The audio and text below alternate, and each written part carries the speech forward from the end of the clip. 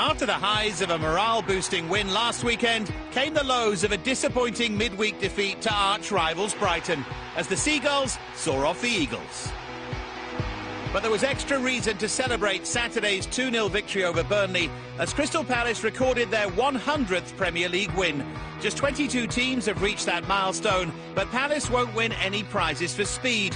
They're the third slowest team to reach three figures, needing 364 matches to do so.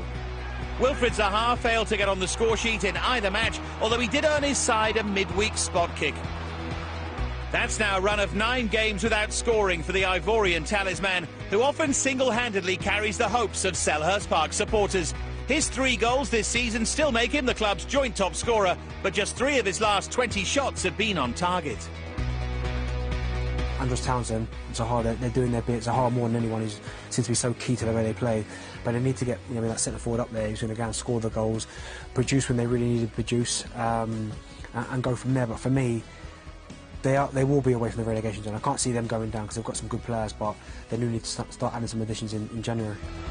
Palace tackle West Ham next. Former club of centre-back James Tomkins, who played 164 top-flight games for the East Londoners.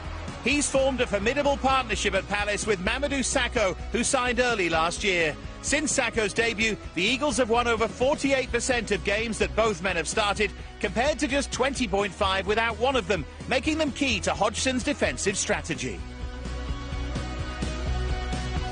The two centre-half, Tomkins and Sakho, 2 big presences, get their head on everything, they clear it, they put their bodies on the line. I think for Roy Hodgson, they'll love that, because he's very rarely been the kind of guy who wants 2 centre-halves that want to play and good passes of the ball. He wants defenders first and foremost, and with them 2 there at the heart of that back 4, they've been so solid. Palace's trip to West Ham sets up a first meeting between 2 of the game's most well-travelled coaches. Both men's careers have taken them around the globe. Including his title-winning spell at Manchester City, Manuel Pellegrini has managed 13 clubs in 6 different countries. Among the current Premier League crop, only Roy Hodgson can match that figure, having worked in Scandinavia, Switzerland, Italy and, of course, England. I mean, if you look at his teams down the line over the years, you go back to his Fulham team, always well organised, hard to play against, and I think he's got Palace playing that way. He got Fulham to the European Cup final by playing a certain way, being tough to play against. But first and foremost, you need to have a solid base and give yourself something to work from, and I think that's why Palace have done so well against the bigger sides. Although less heralded than other London derbies, this fixture has been a closely contested affair in recent years. Since Palace returned to the top flight in 2013, they've won 3 encounters to West Ham's 4, but 3 of the last 5 have ended all square. West Ham go into this clash in fine form, having picked up back-to-back league wins against Newcastle and Cardiff, scoring 6 goals in the process. Winning 2 on the bounce is a feat they hadn't achieved since January 2017.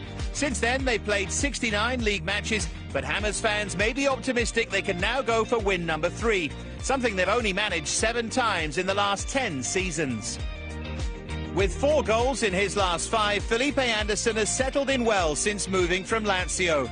He's already scored more league goals than he did in each of the past 2 campaigns and tops the West Ham rankings for goals, chances created and completed dribbles. He looks dangerous every time he gets the ball. You can see the West Ham fans kind of like anticipation when he gets the ball because they think something's going to happen. So for me, he's really impressed me as well. So will the Hammers succeed on home turf, or can the Eagles claw themselves further away from danger?